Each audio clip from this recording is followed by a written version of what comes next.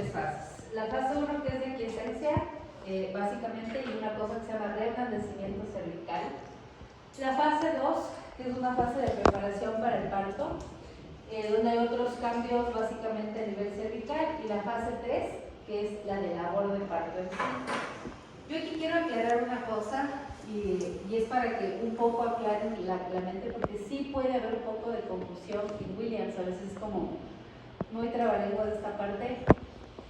Estas fases de aquí son fases de labor de parto, ¿sí? Son las fases de labor de parto que se llaman así porque de hecho desde que el bebé se implanta empiezan a haber cambios hormonales que evitan que haya una labor de parto inicialmente y que luego pues favorecen a que haya una labor de parto.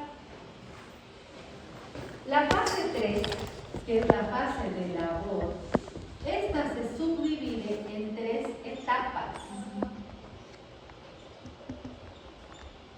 Estas son fases de labor de parto. Son las fases de la labor de parto en donde hablamos de en general, desde que te embarazas hasta las 40 semanas. En la fase 3, que ya es del parto en sí, ya estoy en labor, ya estoy así como que con contracciones a punto de que el bebé se salga, esta se va a dividir en 3 etapas. Ahí es lo que me decía básicamente Carlos, que hablaba de las 3 etapas. Aquí es la confusión. La primera etapa es la etapa de dilatación. La otra etapa es del expulsivo y la siguiente es del alumbramiento. ¿Qué es dilatación? Que una paciente llegue de 0 a 10 centímetros, que es lo que necesitamos para que tu bebé salga. El expulsivo es cuando ya está en 10 centímetros, pero necesito que el bebé salga, que se expulse. Ese es el expulsivo, desde que ya tengo la dilatación completa hasta que el bebé salga. Y luego tenemos el alumbramiento, que es la salida de la placenta. ¿Ya? Básicamente eso. Las fases son de las que estamos hablando ahorita un poco, son específicamente las fases de preparación y los cambios que genera realmente el cuerpo para sostener al bebé hasta que esté maduro. A eso me refería. Estas son las fases.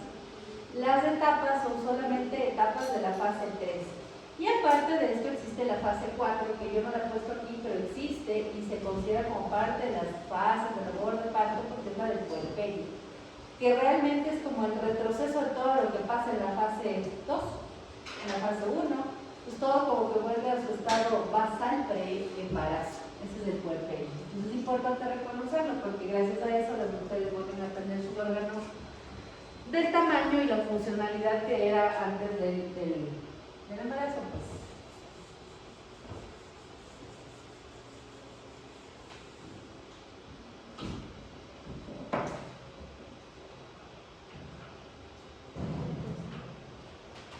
Ok, la fase 1.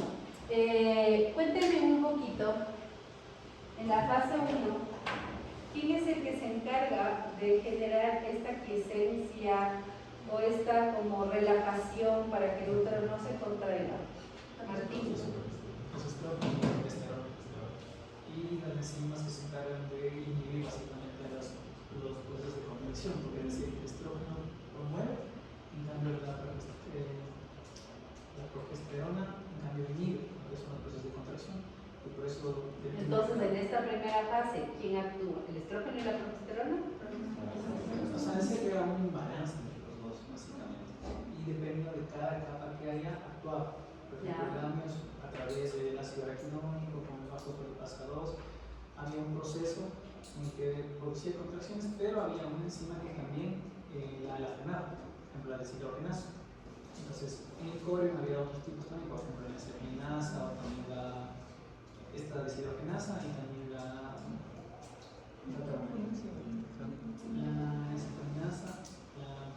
deshidrogenasa y la oxitocinasa. Entonces, esas tres estaban en el corio para actuar como inhibidores. Básicamente, se da cuenta que siempre pasa inactiva, es una inactivación uterina en esta primera fase, básicamente. ¿Ya? Sí, o sea, básicamente eso decía, o sea, que después decía todo lo que es bioquímica, o sea, la interleucina 15, sobre las otras enzimas, pero la 15 el metabolismo de la progesterona,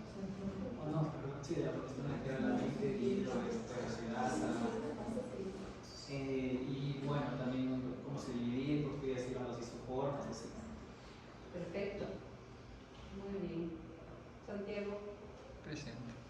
Cuéntame, ¿qué más pasa en la fase 1? En la fase 1 lo que predomina son los factores que evitan que haya una activación uterina y al mismo tiempo predomina la progesterona. Al predominar la progesterona existe un mantenimiento del cuerpo, el mantenimiento de la decidua en general sin que haya contracciones, mientras que todas las otras, y también hay enzimas que a través de diferentes mecanismos, como decía, las proteínas G, el proteína GS, la relaxina, la hormona luteinizante, la CRH, lo que causan es una relajación del adhesivo, del miometrio como tal. Y también la adhesiva funcionaba como una barrera que impedía, y junto con todas las enzimas que decía el Martín, que los estrógenos, que las prostaglandinas pasen hacia el miometrio para ocasionar la contracción. Ok. Esteban, cuéntame qué más pasa. Que durante esa fase me siento relajado. Bueno, sí, me quedo Y que existe una relajación de los músculos faciales. Ah, perfecto. ¿Cómo ocurre esa relación? Cuéntame.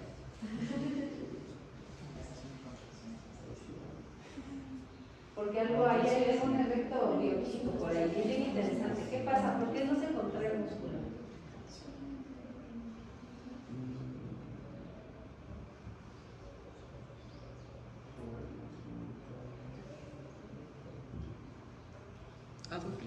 Justin.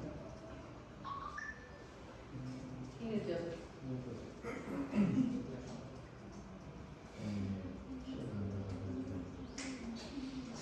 ¿Por qué no hay contracción muscular? Porque me están diciendo todos sus compañeros que hay enzimas, hormonas, que están metidos en este proceso de relajación. Entonces esto está como, o sea, está chévere, ya se entendió. Pero ¿cómo es que estas enzimas, estas hormonas generan relajación de la musculatura y hace que obviamente el útero esté así como que relax completo y no se contrae? Puede ser los miometriales.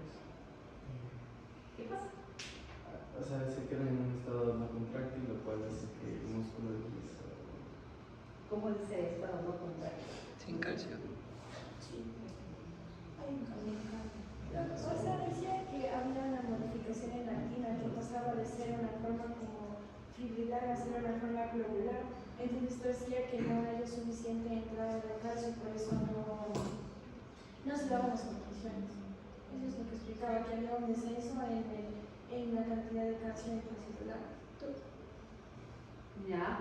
Es como un canal de potasio-calcio. ¿Ya? ¿Qué pasa con ese canal? Como que hace que haya como un equilibrio y que el canal de potasio sea como que el que regule que no entre el calcio y que no se produzca la contracción.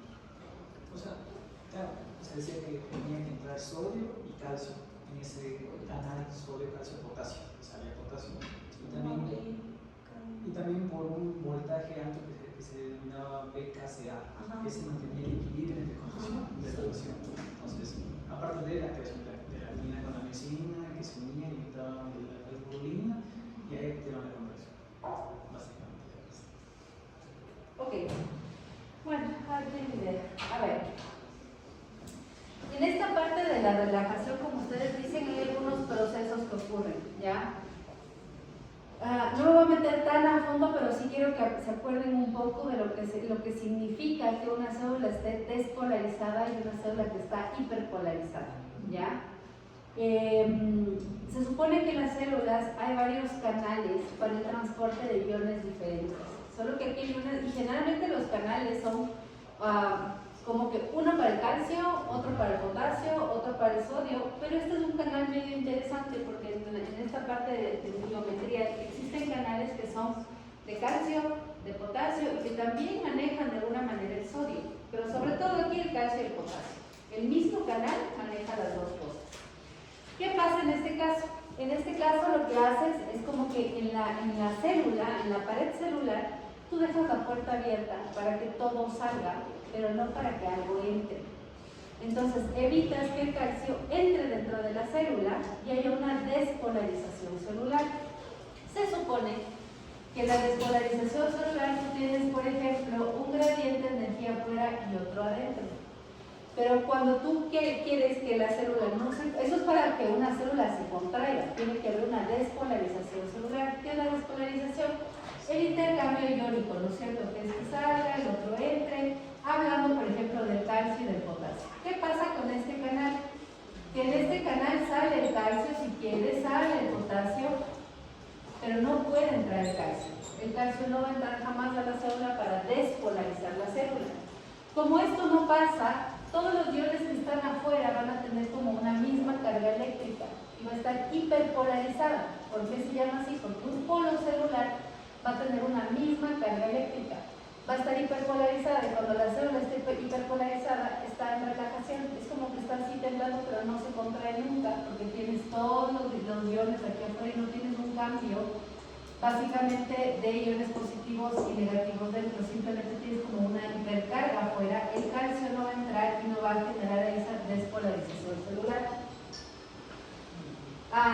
Gracias a que ocurre este bloqueo de la entrada de calcio dentro de la célula, obviamente esto es generado por la progesterona, pero este bloqueo celular hace que las células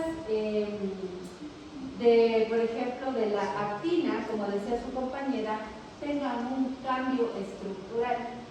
Se supone que la actina y la miosina tienen una forma como de un hilo, como de una soga, es una forma tubular. Lo que hacen estas dos cuando hay una contracción es entrelazarse y amarrarse. Si hacen esto, hay contracción. Si no se unen, no hay contracción. Al haber este bloqueo de este canal para que el calcio entre y que no haya despolarización celular, la actina no se queda en una forma tubular, sino que literal se hace bolita. Entonces, la fibra, la parte de la miosina quiere agarrarse a la actina y no puede porque ya no tiene ese otro enlace, sino que es una bolita. Entonces, como que, ok, no puedo enlazarme y queda ahí. Por eso es que el músculo se queda en relajación. Parte de los problemas o de otras cosas que también se bloquean a nivel endometrial inicialmente para que no se genere una contracción miometrial es una cosa que se llama el bloqueo de la generación, como decías, bioquímico, básicamente el bloqueo de la generación de prostaglandinas. No es que hay prostaglandinas, de hecho la cantidad de prostaglandinas que existe está bloqueada. Hay muy poca cantidad de prostaglandinas, lo que sí hay es prostaciclinas. Las prostaciclinas a nivel residual se producen y obviamente, como quien dice, se distribuyen a nivel miometrial y las prostaciclinas son relajantes, no generan contracción. Mientras se mantiene bloqueada toda la generación de prostaglandinas que existe. La oxitocina siempre se va a generar, hay en poquísima cantidad en esta ocasión, pero hay otro proceso que se bloquea aquí, que es la formación de receptores de oxitocina. Yo puedo tener 500 unidades de oxitocina, pero en esta etapa, en la primera fase, tengo 2 receptores. Entonces, si no tengo quien recepte la oxitocina, me da lo mismo que hay 500 unidades o 2 unidades, porque solamente se van a captar en 2 receptores. En esta etapa se supone que el útero no es sensible a la oxitocina porque no tiene receptores. Y la cantidad de oxitocina que hay en la primera etapa no es alta tampoco, pero igual, lo poco que existe no es que haga mucho efecto porque no tiene dónde actuar. Otro mecanismo.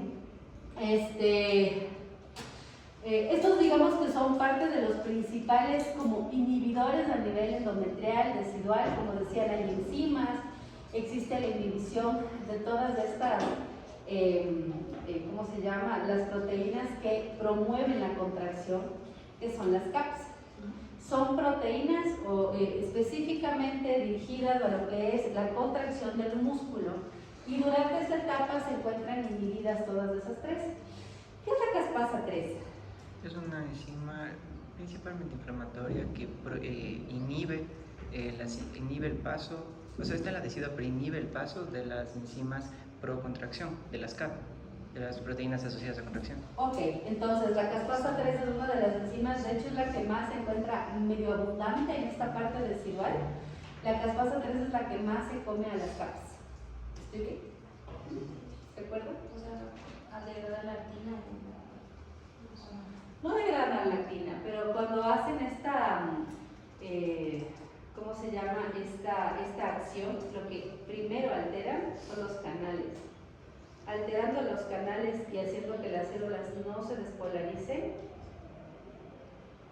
ustedes tienen la alteración en las fibras, en las proteínas estas de la contracción. ¿Qué más? Ese es un Las proceso enzimas más.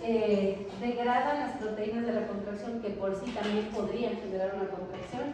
Es que lo que pasa es que aquí tienes que como bloquear varios procesos, bloqueas canales, dañas la estructura de las proteínas de la contracción, de la actina y la miosina principalmente, y bloqueas las CAPS, que son proteínas específicamente relacionadas a la contracción del músculo. Entonces bloqueas por varias partes, a todas las proteínas, dañas la estructura de la actina y la miosina, evitas la producción de prostaglandinas, es como que bloqueas a niveles diferentes, evitas la formación de receptores de oxitocina, entonces vas bloqueando por todo lado cualquier mecanismo que pueda generar una contracción uterina en la primera fase del parto. Ahora, ¿quién se encarga de esto? Realmente es la progesterona, pero aquí hay una cosa que es muy interesante porque ahí en el libro dice que el estrógeno está presente. El estrógeno está presente, pero el estrógeno tiene una manera dual de actuar. En la primera fase, el estrógeno no actúa de manera directa. El estrógeno es súper potente, pero en la primera fase es como quien dice, es como ese jefe que está oculto por detrás, que no quiere enseñar la cara, porque realmente dice, no, ¿saben qué? Trabajen ustedes, pero yo estoy aquí vigilando. Básicamente es lo que hace el estrógeno. Y le dice a todos los receptores a nivel uterino, sobre todo en la decidua, les dice, tienen que ser súper obedientes frente a la progesterona. Les pido que sean obedientes frente a la progesterona. ¿Quién aumenta la sensibilidad hacia la progesterona? Es el estrógeno. ¿Quién aumenta los receptores hacia la progesterona? Es el estrógeno.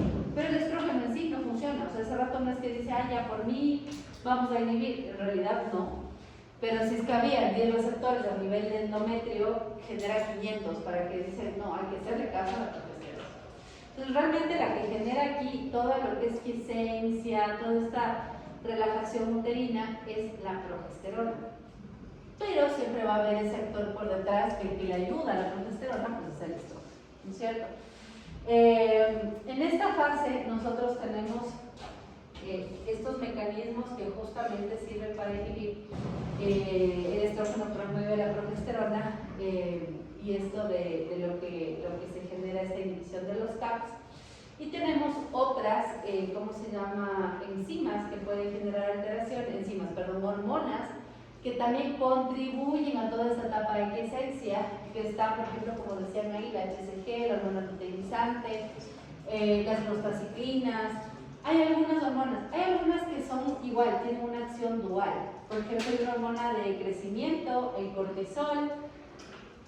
En el cuadro te dicen que actúan de manera inhibitoria, no sé si se ve por aquí, la HG y la corticotropina, la CDH, les ponen un signo de interrogación aquí, porque según el libro, dicen que en la fase 1, estas actúan como parte de la inhibición. Ayudan a bloquear el canal para entrada de calcio, ayudan a degradar ciertas proteínas ligadas a la contracción, pero aparentemente también actúan en la fase 3 del parto. Entonces tienen una manera dual de actuar. Al principio dicen, no, yo voy a ayudar a inhibir, pero cuando sienten que ya el cuerpo del bebé está listo para nacer, en cambio ayudan a hacer lo contrario, ayudan a activar. Entonces, si en algún momento les dicen, oigan, estas dos, ¿por qué tienen este signo de interrogación? ¿O qué hace la HCG o la CDH? Es una función dual. Al principio ayudan a inhibir, pero al final siempre van a ayudar a activar la labor del parto. Entonces, aquí ustedes tienen, obviamente, algunas de las hormonas que se generan. Ustedes tienen en la primera fase, van a tener bastante cantidad de óxido nítrico, van a tener la relaxina, que también al principio va a actuar como parte de los que ayudan a inhibir la labor de parto, que es otra de las sustancias que permiten que todo esté relajado. En la primera parte de la labor de parto existe una cosa que se llama también la remodelación del cuello, o esa como reestructuración cervical.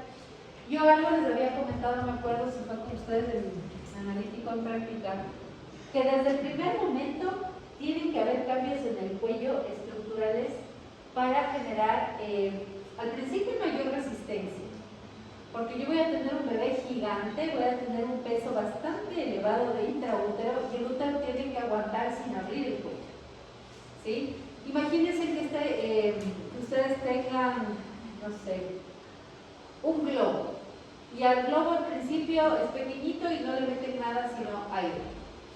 Después es más grande y dicen, no, vamos a llenarle de agua. Y cada vez que le llenas de agua y agua, dicen, no, esto va a reventar. Y el cuello cada vez se hace más pequeño y no lo van a poder amarrar.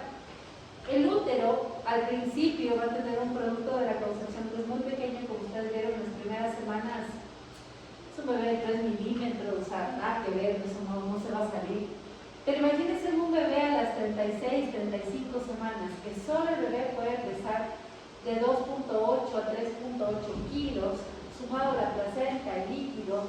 O sea, es un peso que el útero realmente podría soltar y que el bebé se salga.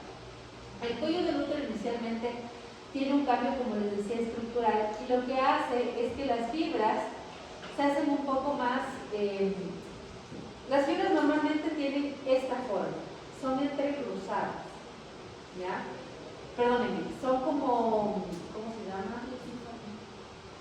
No, ¿cómo me explico? Tenemos como muchas hojas que están entrelazadas, ¿ya? No sé si ustedes han visto esas hojas que son como de 2 hilos, ¿ya?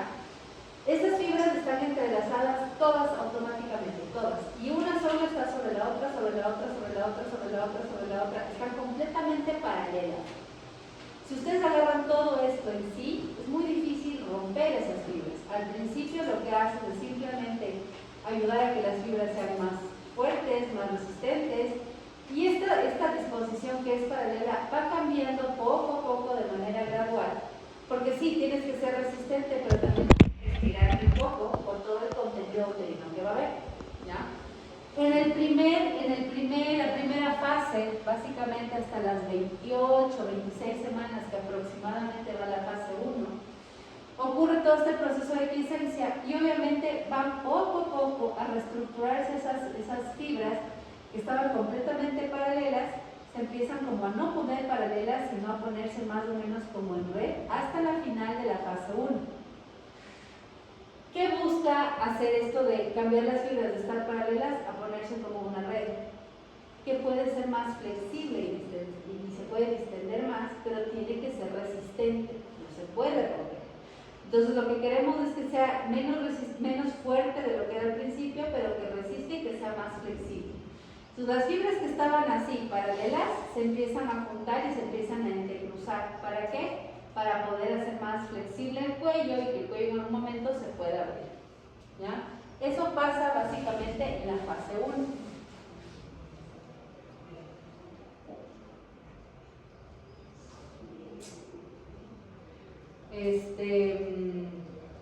Ok, vamos a ver. Entonces, estos básicamente son factores de Toclino, ¿no es cierto? Los que están con X son los que inhiben la labor de parto y los que están con una flechita para arriba o un visto son los que van a activar la labor de parto básicamente.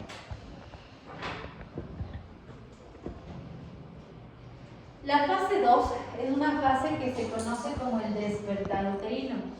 Esta fase es una fase igual, empieza de manera paulatina. Se cree que aparece a partir de las 28 semanas en adelante. El despertar uterino no quiere decir que ya a las 28 semanas el bebé se va a salir, no, pero todos estos procesos que se inhibieron al principio, o sea, a nivel residual, yo inhibí las prostaglandinas y generé más prostaciclinas. Entonces, aquí en la fase 2 empiezo a dejar de inhibir las prostaglandinas y digo ya poco a poco vayan generando prostaglandinas y las prostaciclinas se van quedando como atrás. Ok, desde las 28 semanas voy a decir, oigan, ya ahora sí necesitamos más receptores de oxitocina.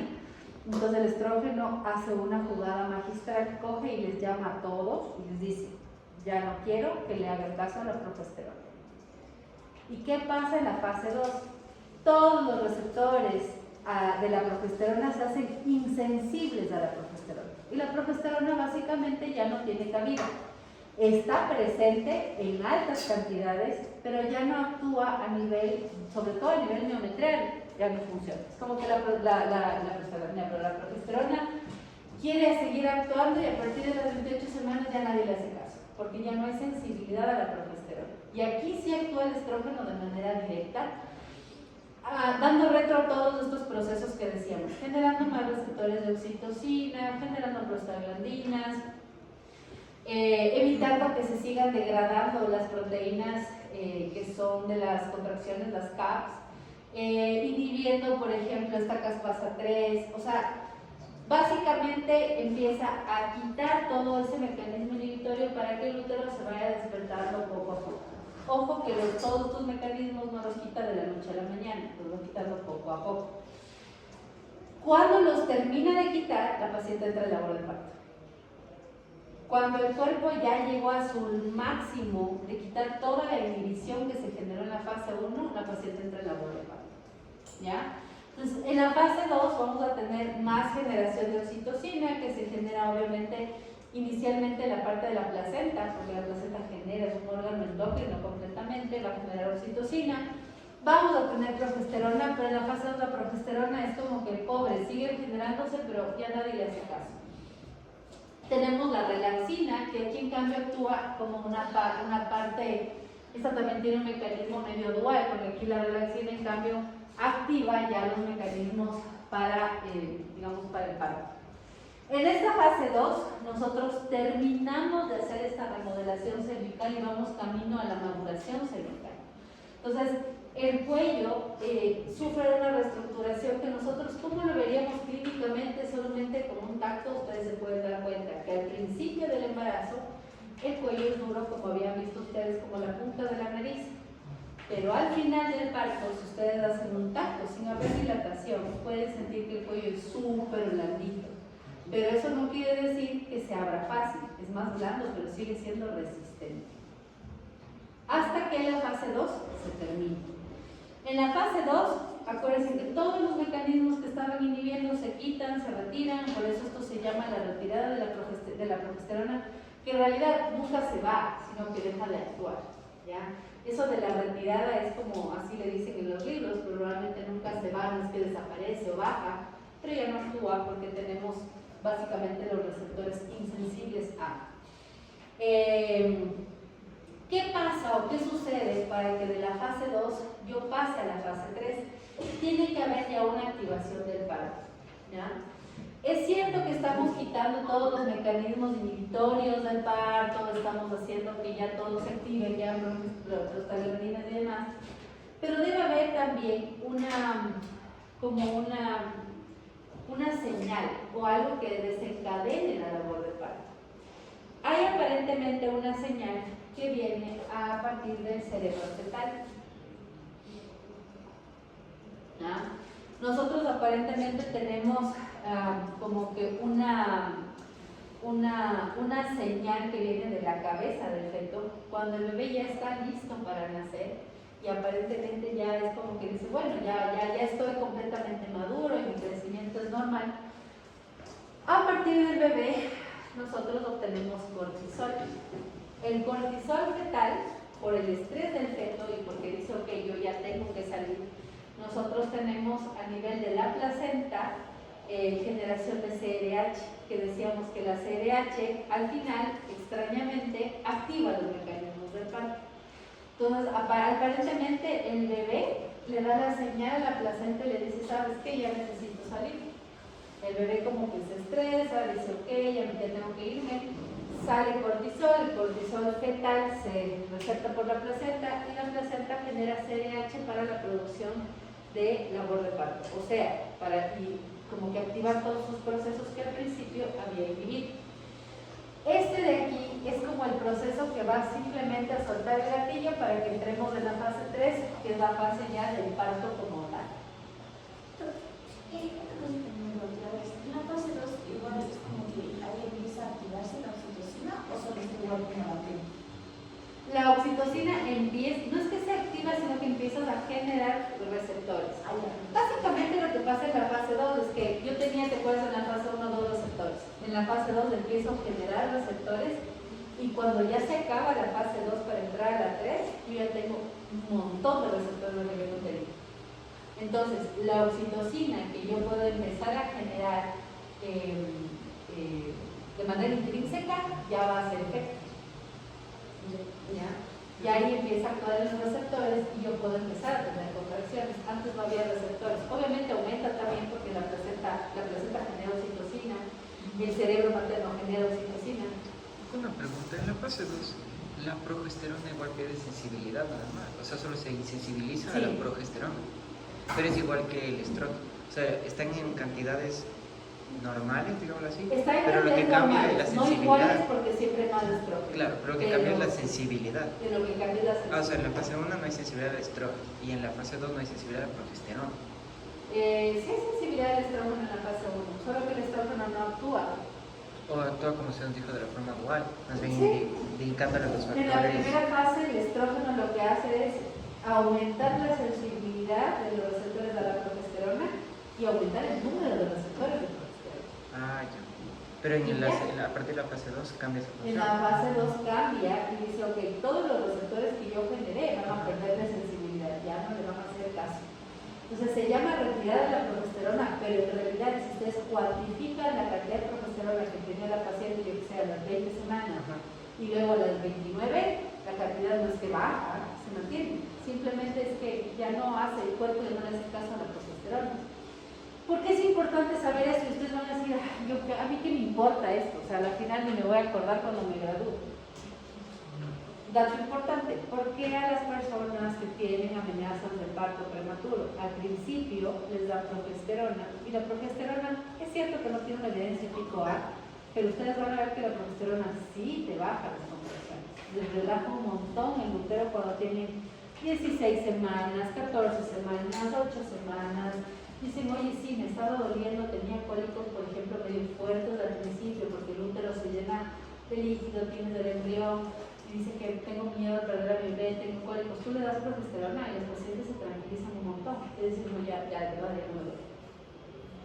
Pero si tú le das progesterona a alguien de 30 semanas, 32 semanas, con la amenaza de parto prematuro, no haces nada. La progesterona es como que ya no sirviera. Y no es que no sirve, sino que como estamos insensibles a la progesterona, ustedes me van a mandar progesterona a alguien de 32 semanas y no me vas a quitar la labor de parto. Tienes que usar otras medicaciones para quitar la labor de parto, porque la progesterona no te sirve. Entonces ahí está la explicación, dices, claro, al principio el cuerpo es muy sensible a la progesterona, pero al final ya no. Entonces darle progesterona en cantidades industriales no te va a servir básicamente de nada al final del embarazo, porque los receptores no le hacen caso.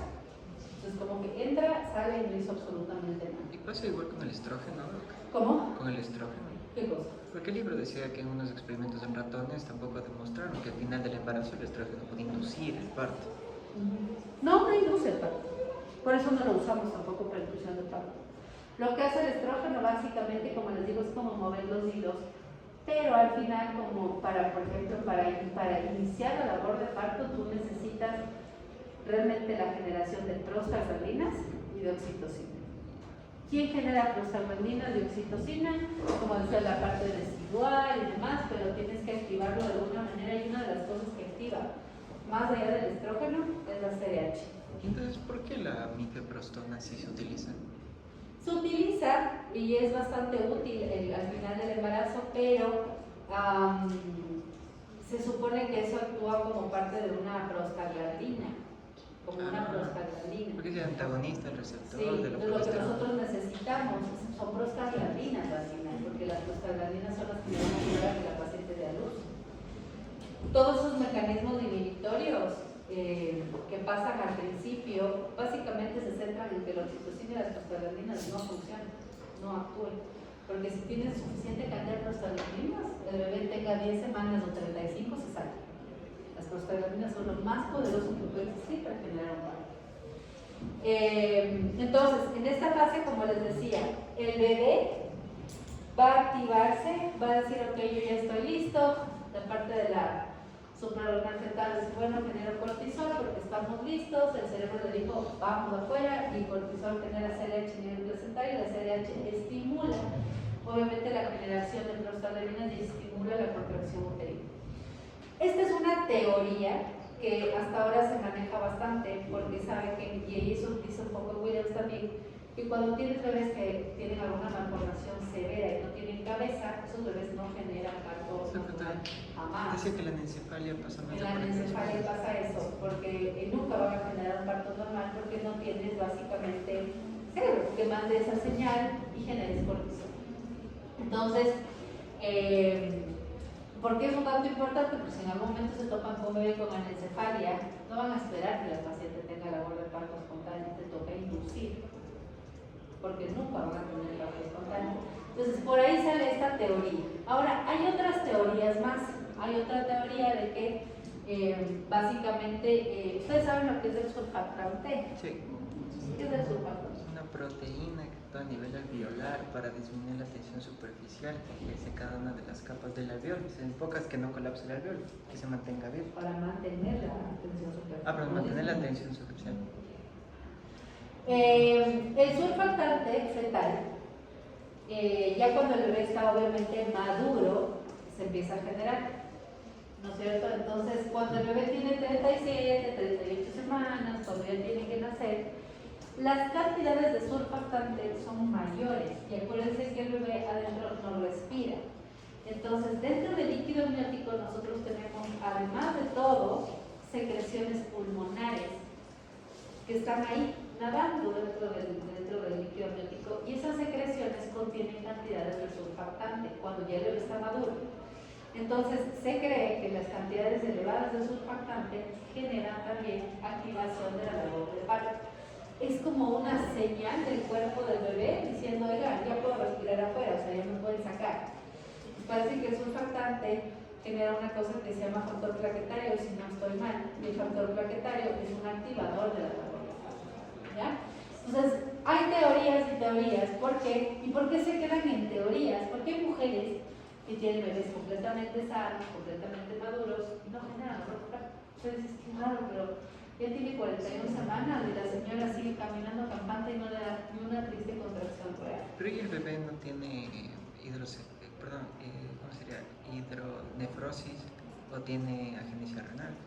No, no siempre. Hay bebés completamente sanos.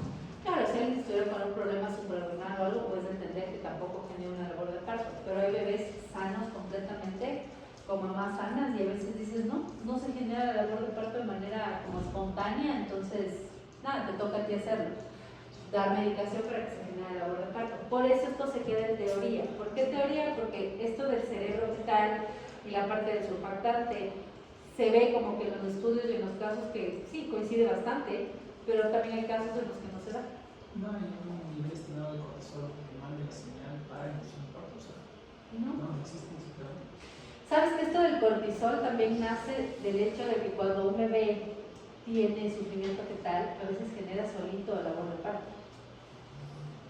Entonces, cuando hay, por ejemplo, amenazas de partos prematuros, una de las cosas que se busca es que el bebé no esté teniendo restricción de crecimiento, o no tenga o no haya tenido algún evento la madre que le haya podido generar un estrés agudo y haya hecho que el bebé genere por ese estrés cortisol. Pero si se suprime, ¿y se podría suprimir con fármacos el eje hipotálamo-hipófisis del bebé? Y así prolongar el parto. Porque vas a suprimir este crecimiento, no puede ser eso. No puede ser. O sea, perdón, no es que no se pueda, pero no debes hacer eso. Porque para suprimir el eje existe un montón de fármacos. Pero no. Lo que haces cuando hay una labor de parto precipitada o una labor de parto que está antes de hora y es de un parto prematuro, lo que haces es volver a bloquear los canales. En la fase 1 hay un bloqueo del canal de calcio para que el calcio básicamente entre. Lo que hacemos nosotros al final es dar nifedipina, un bloqueador del canal de calcio. Entonces digo, al final, si tengo un bebé de 30 semanas, ya no le puedo dar progesterona porque ya sabemos que no me va a servir. Está con full contracciones, ¿cómo hago? Bloqueo canales de calcio. Le doy nifedipina y bloqueo el canal de calcio y la paciente deja de tener contracciones.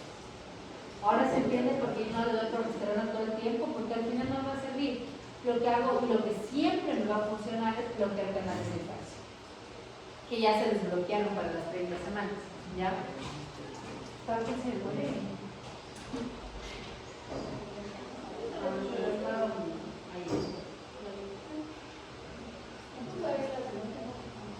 Sí, me acuerdo que estás ahí, creo que me están y me acuerdo que está bien. A ver.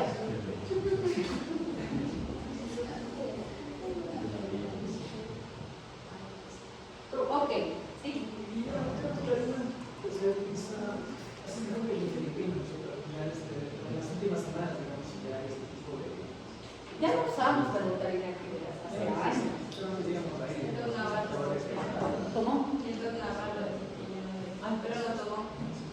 Sí, antes usaban mi o sea, tampoco soy tan vieja, no usaban mi época, pero mis profes sí usaban mi época. Pero sí es como que sé que se usaba, pero tenías algunos problemas con los bebés y con la mamá en la parte cardíaca y tenías que tener cuidado, entonces ya no usan termocarina. Ojo que con la nifedipina también debes tener un poco de cuidado con la mamá en la parte cardíaca, porque, ¿cómo les explico esto? Hay muchas enfermedades o muchos problemas obstétricos, por ejemplo, preeclampsia, ¿ya? Puede ser que ustedes tengan un bebé que por la preeclampsia haga actividad de parto prematuro y tenga 32 semanas y diga, no se puede salir, le voy a dar nifedipina. Y como parte del tratamiento de preeclampsia, del manejo de la preeclampsia, dicen, vamos a ponerle sulfato de magnesio también. No. El sulfato de magnesio ya es un bloqueador de calcio y la nifedipina también es un bloqueador de calcio. Sí se pueden usar en conjunto y se usa, de hecho bastante habitual, pero tienes que vigilar la función cardíaca materna porque estás bloqueando full los canales de calcio. Entonces hay que tener cuidado, pero sí se usa bastante. La pregunta viene de nosotros.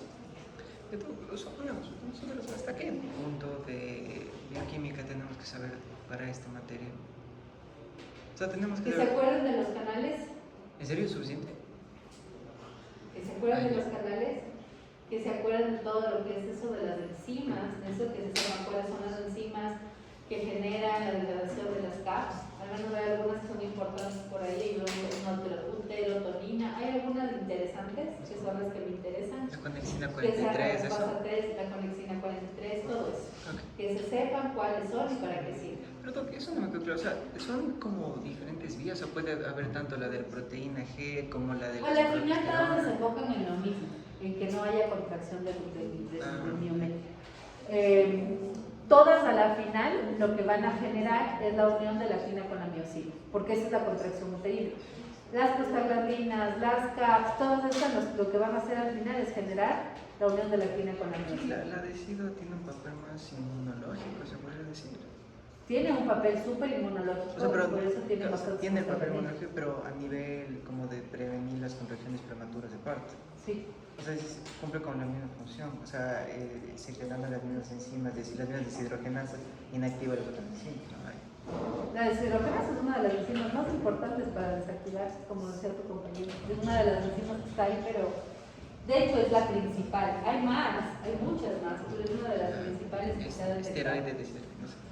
Eso de dicilo, hidroxilasa, Eso es en el cervix.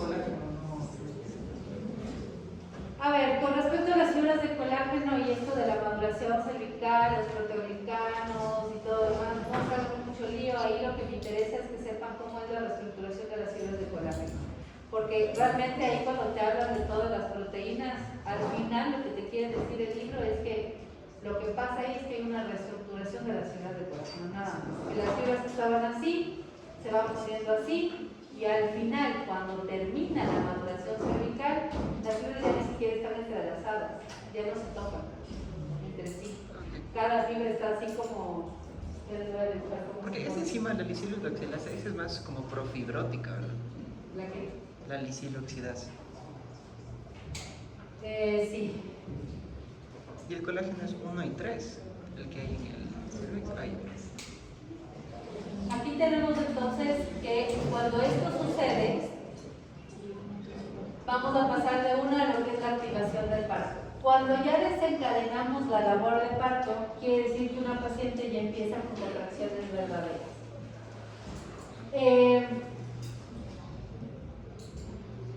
Ok, sí, vamos a otra parte acá. Vamos a ver. Tengo por aquí.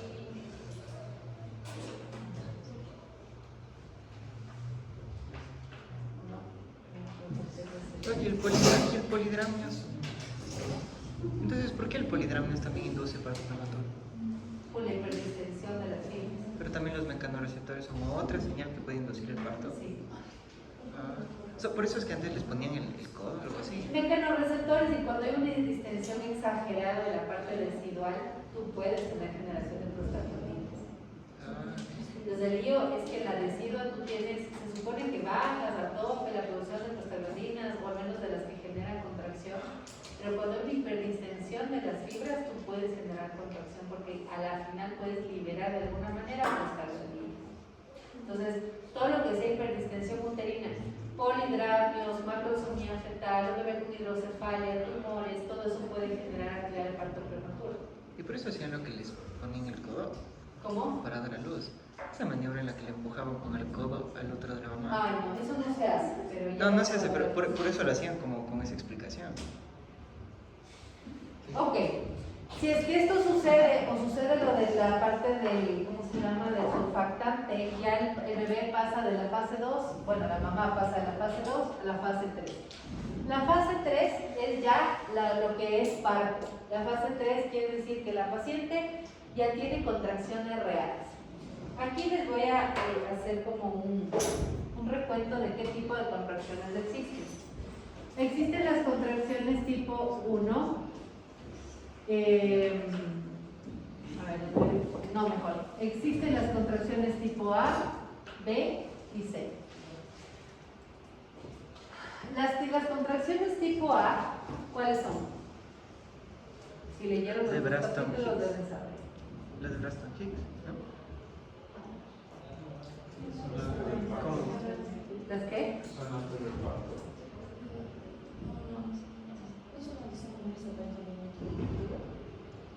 Estas son de 20. Ah, sí,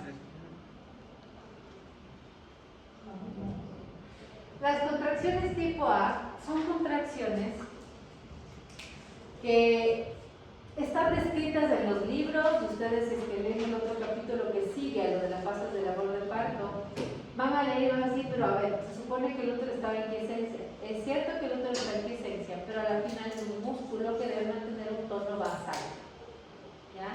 Y el tono basal es el de 20 milímetros de mercurio. Al ser un músculo no es que está completamente dormido, ¿no?, sino que debe tener un tono basal. Lo que hacemos es que estos 20 se mantengan y pues no aumenten. Estas contracciones tipo A son contracciones falsas que no son percibidas por la paciente, no duelen y de hecho nosotros tampoco las podemos identificar. Están descritas en los libros porque dice que básicamente el útero no puede ser una estructura fofa, debe tener un tono, y el tono basal del útero es de 20 milímetros de mercurio, que es lo que básicamente hace que el músculo se mantenga, ¿ya? Esas contracciones no son demostrables, no se sienten clínicamente, pero según los libros existen, ¿ya? De aquí tenemos las contracciones de Braxton Hicks, por eso son con B. Las contracciones de Braxton Hicks son básicamente de 20 a 40 milímetros de mercurio. Estas contracciones tipo B son contracciones que sí se van a sentir porque obviamente ya tienen más de 20, 30, ya es como que ya no es tono basal, o sea, ya el útero se empieza a contraer. Aparentemente las contracciones de Braxton Hicks aparecen en la fase 2, cuando yo ya pierdo la quiesencia o estoy en ese proceso de perder la quiesencia, empiezan a aparecer las contracciones de Braxton Hicks. Las contracciones de Braxton Hicks son contracciones de preparación. Empiezan como ya a ponerle medio como que acción al asunto y empiezan a hacer que las contracciones empiecen a darse, y estas contracciones de Braxton Hicks sí se van a sentir. Las pacientes van a decir, oye, sí, como que siento que se me pone dura la pancita, pero no va a doler. Las contracciones de Braxton Hicks no duelen jamás y son muy de vez en cuando, van a haber 3, 5 en el día, pero la paciente va a decir, ok, sí, es como que tengo un calambrito aquí, pero no duele. Se siente duro, pero nada más. ¿Esas contracciones son demostrables de un monitoreo fetal? Sí, se van a ver en el monitoreo fetal, pero no nos van a interesar mucho al ser contracciones de baja intensidad. Se supone que nosotros tenemos el útero es así. Las contracciones de Braxton Hicks aparentemente hacen que esta zona de aquí se estire más y nosotros tengamos una cosa que se llama segmento. Entonces hace que el cuello haga esto. Este segmento que se forma, que es como un extra, aparentemente se genera por las contracciones de Braxton Hicks, o al menos eso dicen los textos, porque ese cuello permite, o esa generación como de ese segmento permite empujarte más fácil al bebé, y eso es algo que se da de manera fisiológica. Y las contracciones tipo C son las contracciones reales que van a ser mayores a 40 milímetros de mercurio. Estas son las contracciones que a mí me interesan para una labor de parto. Las contracciones tipo A, como les decía, dicen los libros que existen, es bueno que ustedes sepan que existen, pero no los van a sentir ni las van a poder demostrar tampoco. Las B son las de Braxton Hicks y aparentemente aparecen desde las 26 a 28 semanas de gestación, justo cuando empieza la fase 2. Antes, las contracciones de Braxton Hicks no son perceptibles ni nada por el estilo. Las contracciones tipo C, que son de más de 40 milímetros de mercurio, son las que nos avisan o nos anuncian que el bebé o la mamá ya pasó a fase 3. Si yo ya tengo contracciones de más de 40 milímetros de mercurio, digo, ok, la señora ya está en parto, ya está en labor de parto, está en fase 3, ¿ya? Estas contracciones, para yo decir que una paciente ya está entrando en labor de parto, tienen que ser de 3 a 5 contracciones en 10 minutos, que duren al menos 45 segundos. Y que obviamente tengan más de 40 milímetros de mercurio. Sí, un minuto, ¿verdad? ¿Perdón? Un minuto no sé si. Por eso les digo, al menos 45 segundos. Pueden durar hasta un minuto y está bien, pero si duran 30 segundos, 20 segundos, no son contracciones que me vayan a servir. Al menos deben durar 45 segundos. Mire, profesor, una consulta. Sé que no es justo del tema, pero lo que pasa es que en el capítulo anterior decía que los criterios para considerar contracciones que sí sean de parto era que se dan con la analgesia.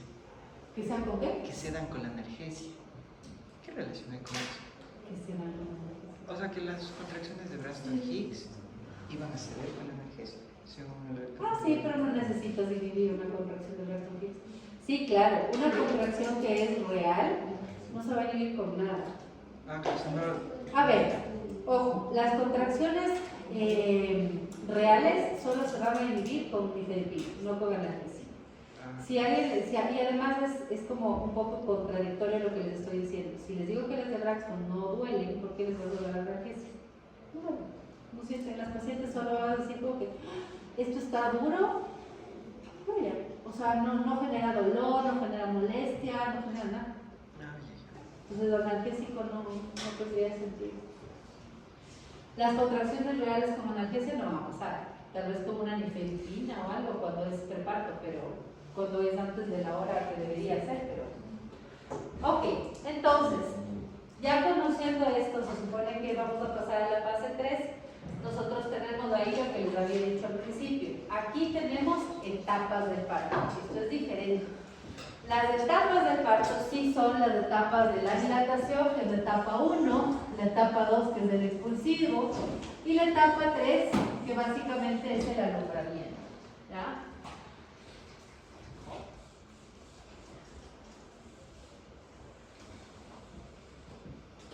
Entonces, para que todo este proceso se dé, yo necesito que la paciente tenga contracciones como las que hemos dicho. De 3 a 5 en 10, de al menos 45 segundos, que al menos tengan una intensidad de más de 40 milímetros de mercurio. Ya vamos a ver otras condiciones más, pero esas son las contracciones que yo necesito. Si la señora ya tiene estas y me dice, ¿me duele? Ok, ya son contracciones reales. ¿Ok?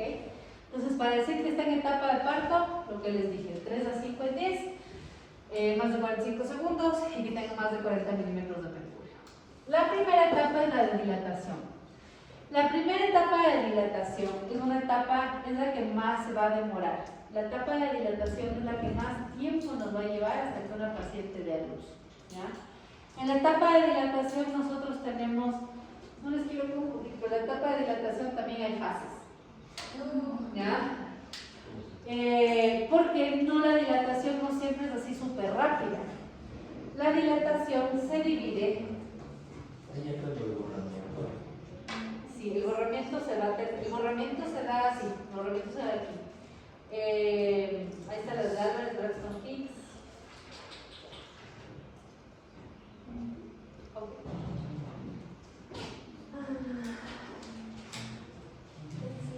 Todo lo que ustedes ven aquí es la etapa de dilatación. que ven acá es la etapa del expulsivo.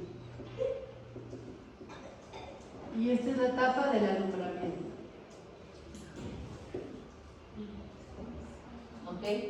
En la etapa de dilatación, si ustedes ven, es la que más se demora. Es la etapa más larga y es la etapa que básicamente les hace pasar a las pacientes horas y días en el hospital. La dilatación tiene dos fases principales. Esta fase que es la fase latente y la otra que es la fase activa de la labor de parto. ¿Ya?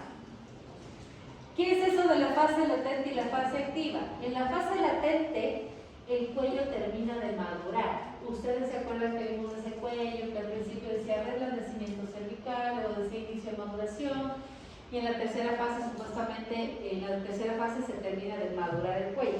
Aquí se corta el cuello. Sí, aquí se acorta y se abre.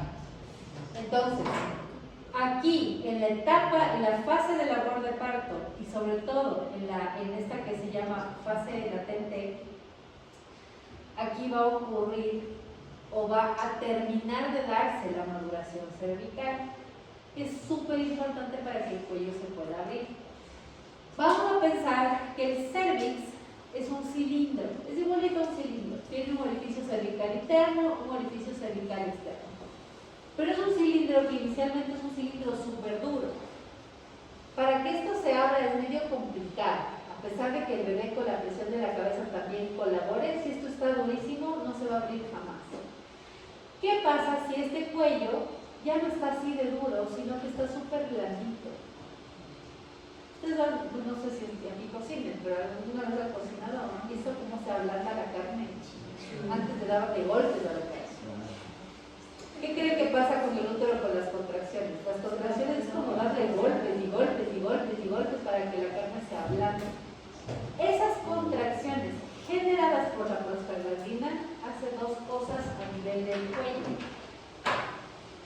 En el cervix nosotros tenemos una cosa que se llama las fibras de colágeno, y hay una cosa importante, hay agua. Las prostaglandinas hacen que el cuello atraiga, o las fibras de colágeno atraigan muchísima agua y el cuello se hace súper blandito. Aparte de que las fibras inicialmente en la fase 1 están así, en la fase 2 están así. Y adivinen qué pasa en esta fase 3, sobre todo en esta fase de aquí, en la fase latente.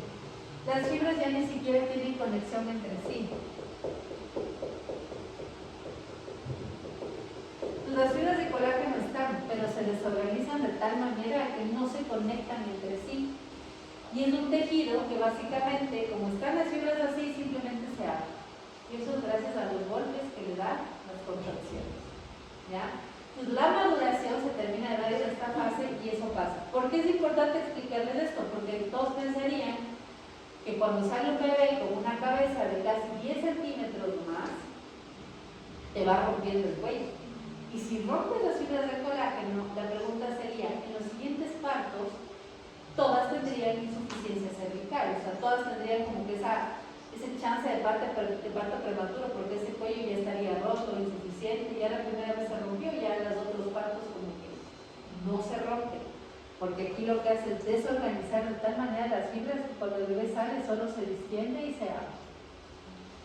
Cuando se acaba el parto, en el posparto, en el puerperio, que es la fase 4, estas fibras se vuelven a organizar. No quedan al 100%, por eso el cuello de una multípara o de alguien que ya ha dado a luz es mucho más suave y más ancho que los de una mujer que nunca ha dado a luz, pero por lo menos se regenera en un 90%. Quiere decir que el colágeno se vuelve a estructurar y vuelve a ser resistente. Eso quiere decir que el próximo parto el bebé no se va a salir a las 20 semanas, va a seguir arriba porque el cuello se vuelve resistente. ¿Sí? Entonces, esto es importante porque gracias a esas contracciones de las que hablamos, se termina de desorganizar así las fibras y el cuello se abre. Cuando hay esta desorganización, tienen un cuello blandito, que claro, por las contracciones y el peso del bebé, el cuello ya cede y se abre. ¿Ya? Las prostaglandinas son las que generan estas contracciones y las prostaglandinas tienen ese efecto interesante. Aparte de desorganizar las fibras de colágeno, atraen agua y hacen que el cuello se haga súper blandito. Ojo a lo que les estoy diciendo, porque hay otras sustancias que se pueden usar para generar contracciones, pero no van a generar maduración cervical. ¿Ya? Cuando atrae agua. Sí, se madura el cuello. Y eso es la Y esas son las prostaglandinas. Alguien me va a decir, doctora, ¿la oxitocina puede dilatar el cuello? Sí, pero cuando el cuello ya está maduro. La oxitocina genera muchísimas contracciones y se usa muchísimo en los partos. Es el pitocin que le dicen, ¿no es cierto? La oxitocina me ayuda a que las pacientes den a luz, perfecto. Pero mientras el cuello no esté maduro, la oxitocina no va a hacer nada. Porque yo necesito que el cuello esté blandito para que se abra. Si no está blandito, no se va a abrir. ¿Qué necesito para que esté blandito? Prostaglandinas. Muy bien, en esta fase de dilatación tenemos la fase latente y la fase activa. La fase latente va hasta que la paciente tiene 4 centímetros de dilatación y esto obviamente va de 5 a 10 centímetros de dilatación. Llegar a estos 4 centímetros de dilatación cuesta un montón, porque hacer esto no se da en una hora. Para que haya estas fibras de colágeno que básicamente se desordenen y el cuello esté súper blandito, necesitamos horas de horas de horas. ¿Ok? Entonces, aparentemente esta fase de aquí tiene una duración variable y va a depender de si la mujer es primigesta, su primera vez dando a luz, o si ya lo ha hecho antes. Cuando la paciente ya lo ha hecho antes, ¿qué creen ustedes? Se va a demorar menos, porque ese cuello se va a desorganizar más fácil. Pero cuando es la primera vez, se van a demorar más. La fase latente, aproximadamente, porque esto ustedes pueden leer de bibliografía es más variable, pero aproximadamente la fase latente en mujeres primigestas, ¿cuánto se puede demorar? 14 horas. 8 horas. O sea, decía 20 horas inclusive.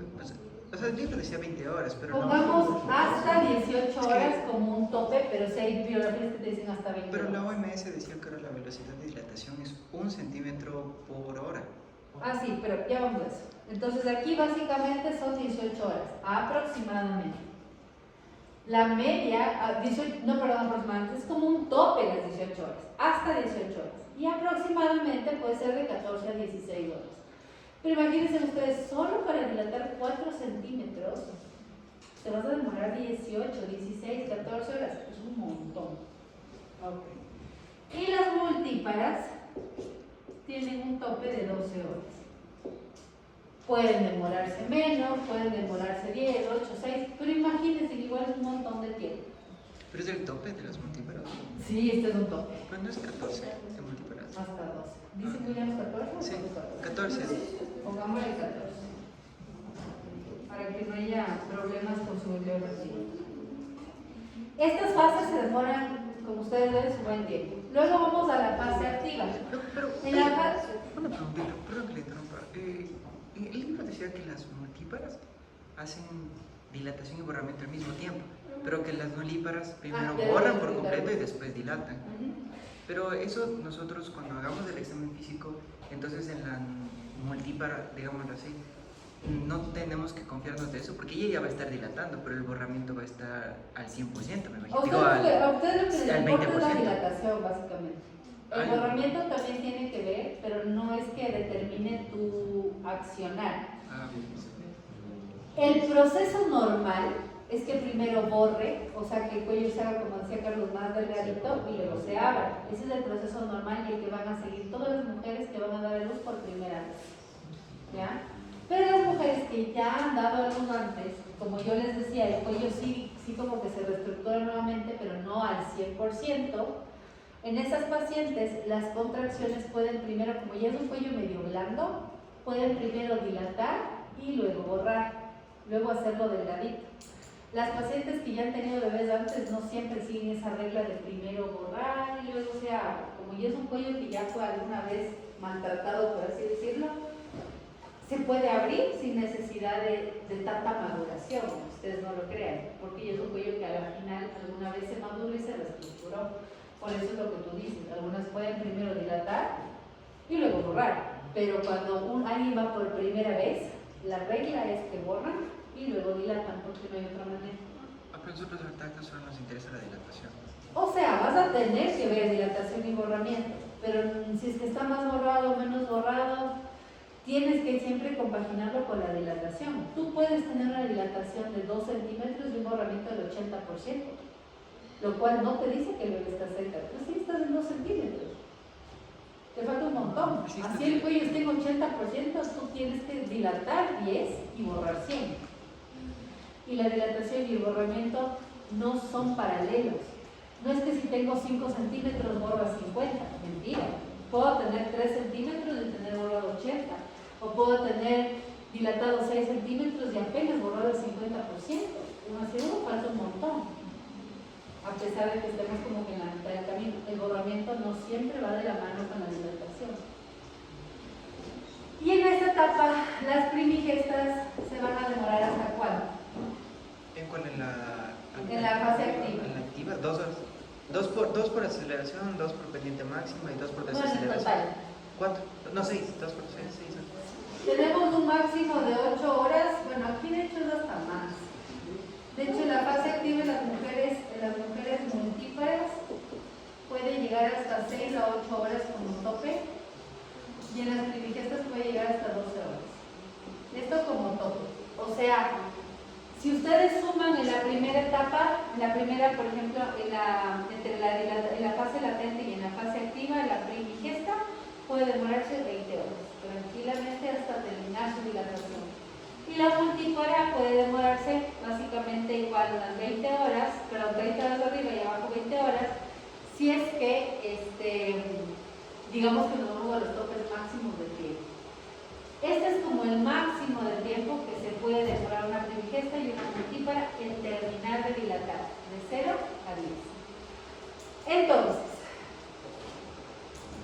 esta fase de labor de parto, esa fase que es parte de la etapa, esa fase que es parte de la etapa de dilatación, que es la fase latente, es la fase que más se demora, porque aquí estamos en todo ese proceso de terminar la maduración cervical. Cuando ustedes vean en los hospitales, se van a dar cuenta, no sé si están en un hospital o centro médico, pero a ningún paciente que esté solamente por tener dolores le ingresan, no. A las pacientes se les ingresa a una clínica o centro de salud o demás cuando ya han pasado la fase pasiva, o sea, tienen más de 4 centímetros de dilatación. ¿Por qué quiero que entiendan esto? Porque si ustedes le ingresan a alguien que tiene 3, 2 centímetros, ay, no, pobrecita, tiene dolor, le vamos a ingresar, puede estar un día entero en la clínica, no varía gran cosa, y adivinen qué va a terminar. Le van a terminar haciendo cesárea. Porque los médicos, ahí dicen que es la desesperación del médico. Llegan y dicen que es raro, siguen 2. Sí, pero es un proceso normal, o sea, puede demorarse hasta 30 horas en dilatar a 10.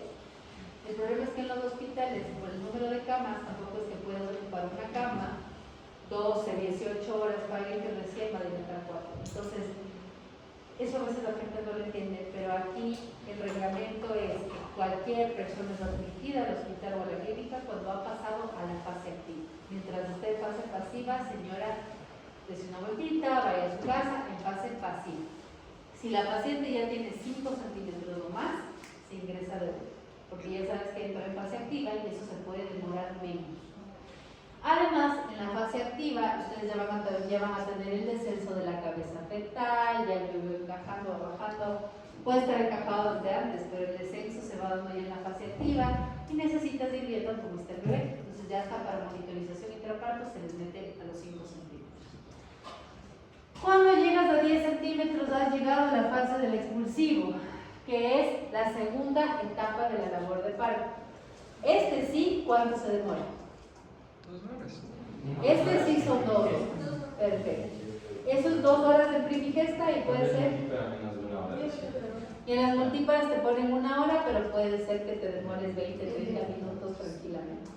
En las primigestas son 2 horas. Si a las 2 horas el bebé no sale, hay algún problema. Ya uno empieza como que, ok, el bebé está muy grande, no está encajado. Tú solamente puedes esperar 2 horas desde que la paciente tiene 10, 100. 10 de dilatación, 100 de borramiento hasta que el bebé salga. ¿Ya? Esta dura primigestas 2 horas y aquí le vamos a poner multípolas de 1 hora exagerando.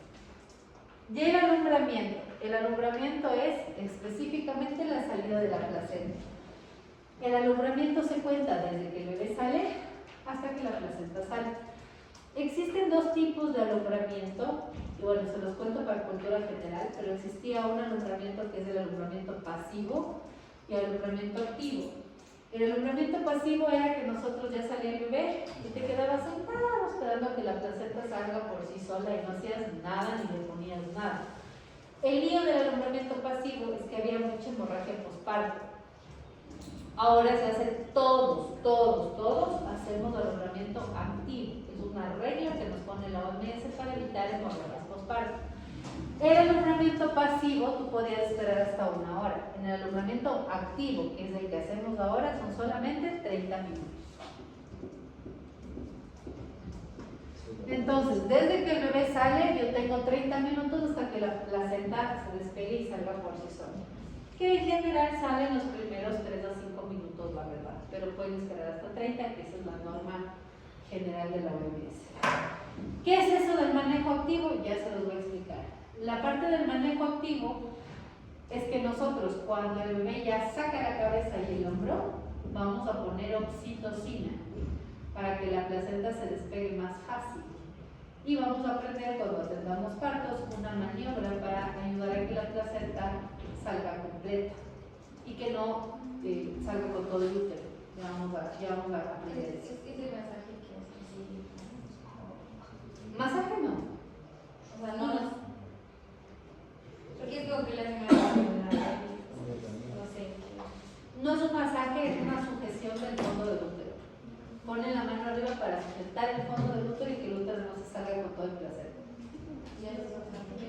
¿Perdón? O sea, ¿se puede quedar algún rato si jalamos? O... Si jala se rompe el cordón y se queda toda la placenta. Por eso no se jala. Nunca se jala, ya vamos a aprender. Ustedes lo único que hacen es tensionar el cordón, dejarle súper en tensión. Pero si tú jalas, se rompe el cordón. El cordón se rompe y te fregaste, porque ya para sacar la placenta te toca entrar a hacer revisión. Va a tocar anestesiar a la paciente, meter la mano, sacar la placenta, o sea, ya es más trámite. Lo que normalmente se hace es solo esperar con el cordón tensionado como para generar cierta tracción nada más y nada más. De que se puede quedar cotiledones, se puede quedar membranas, entonces hay que hacer algunas técnicas para evitar eso. Y también ya vamos a ver en partos, ustedes van a aprender a cómo ver que la placenta esté completa, porque a veces también uno dice, no, salió completa y total se quedó, o sea, un cotiledón adentro o una membrana, y eso genera hemorragia postparto. Creo que lo de este intervenimos en la paciente es para evitar hemorragias. ¿Qué cosa? Es para evitar hemorragias, que tenemos que tener los 30 minutos. Antes de los 30 minutos. Es para evitar hemorragias.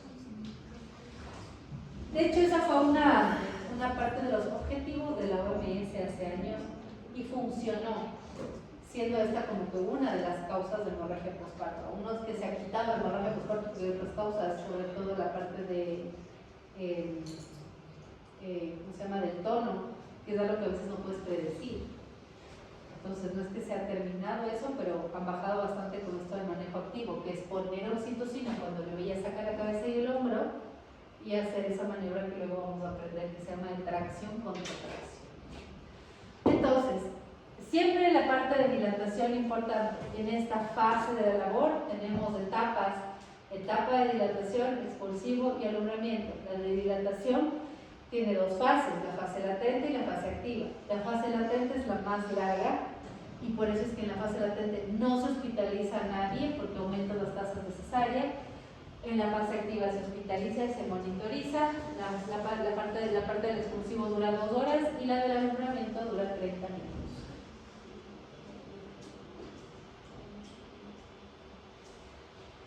Ok, ¿por qué existe dolor durante el parto? ¿Por qué existe dolor durante las contracciones? Básicamente estas son las causas más importantes. Cuando hay contracciones, el miometrio genera o tiene episodios de hipoxia, hay compresión de ganglios en el cuello del útero, y como el útero se va abriendo, obviamente duele más a medida que dilatas más. Hay un estiramiento cervical durante la dilatación, que obviamente duele, y la otra es el estiramiento del peritoneo que cubre el fondo del útero. Todas esas son aparentemente las causas de por qué la labor de parto es muy dolorosa en las mujeres. Y esta es una cosa importante porque ahora con todo lo que ven ahí, no es que tú al darle un analgésico le vas a quitar un dolor de una contracción real. Las contracciones reales solamente las van a poder pausar si es que se necesita porque el bebé es prematuro con un bloqueador de canal de calcio. Pero con un analgésico, pues no. Lo del parto sin dolor con epidural. Ah, el parto sin dolor, sí. Cuando haces el parto sin dolor es diferente. Es un bloqueo que tú haces a nivel del nivel posterior. El epidural lo que hace es bloquear de manera superficial el dolor y lo que evita, o por lo menos lo que te quita, es ese dolor del peritoneo. El dolor peritoneal es el que te baja casi todo el dolor. El problema de la anestesia de parto es que puede disminuir la percepción del pujo y de las contracciones. Entonces sí demora más los partos porque es como que la señora dice, ya tengo que empujar, y esto ya no siente cuando tienes que empujar. Pero es una buena manera para el parto sin dolor. Hace muchos años ya se practica eso, el parto sin dolor. Hay gente que lo hace, hay gente que no le gusta, pero es una buena práctica. Es lo único que te bloquea el dolor. Un daño después, más que siempre se ve que la epidural evita dolores estomatónicos. O sea, eso depende de cómo les hagan la anestesia. Hay gente que puede quedar con dolores crónicos, incluso cuando les ponen la raquilla, que es para la cesárea. No anestesiólogos. La verdad sí. La verdad sí. Porque si te hacen bien y te ponen una bomba analgésica buena, es perfecto.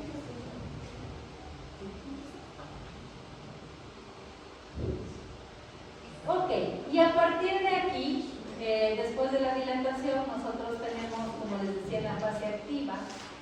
En la fase activa de la labor de parto, nosotros vamos a tener el descenso de la cabeza fetal y el descenso del cuerpo fetal.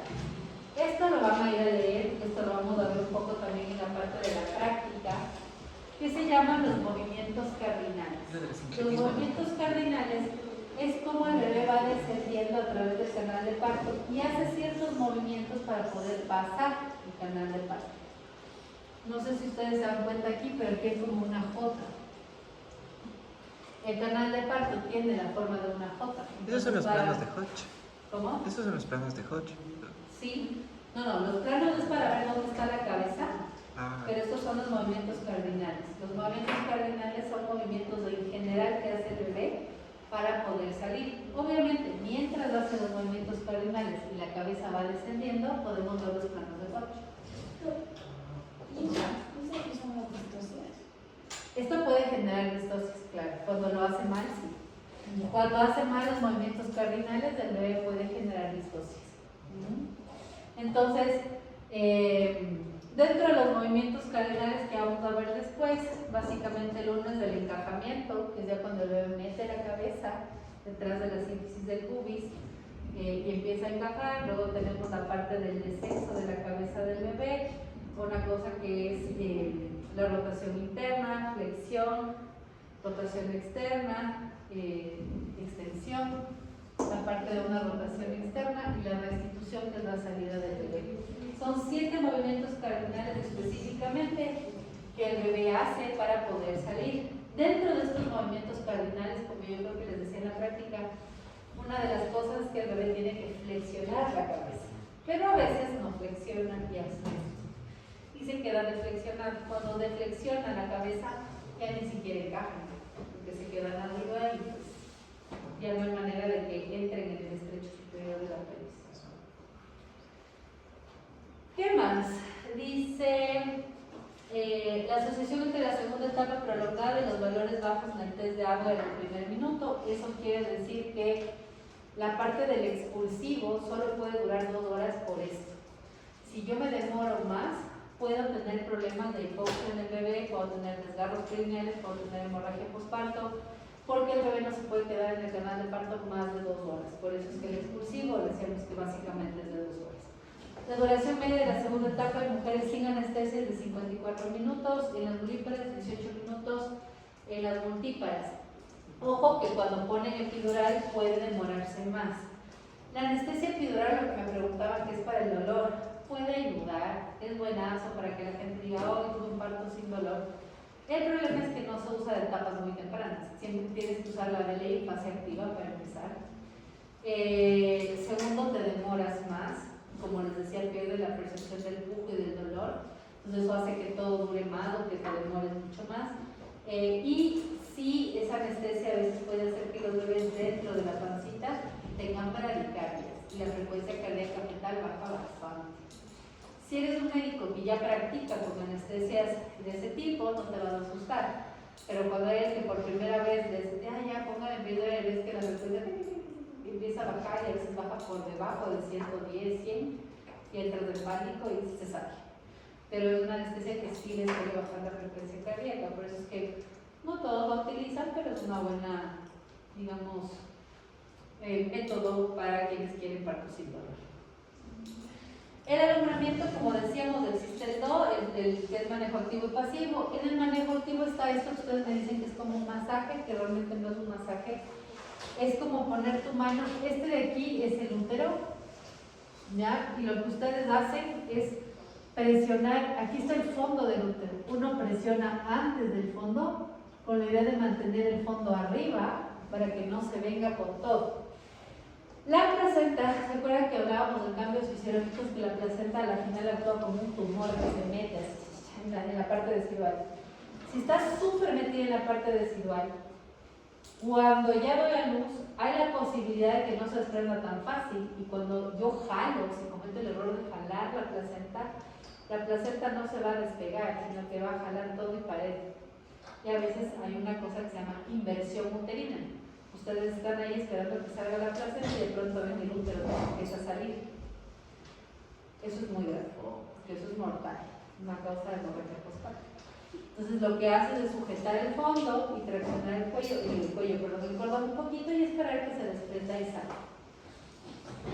Si es que hasta los 30 minutos no sale, toca ir a revisión. ¿Por qué no puede salir una placenta? ¿Por qué puede quedarse atrapada dentro?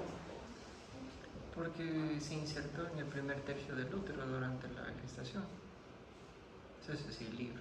Que si la placenta descendió al primer tercio, al tercio inferior del útero, entonces no va a salir. ¿Por qué?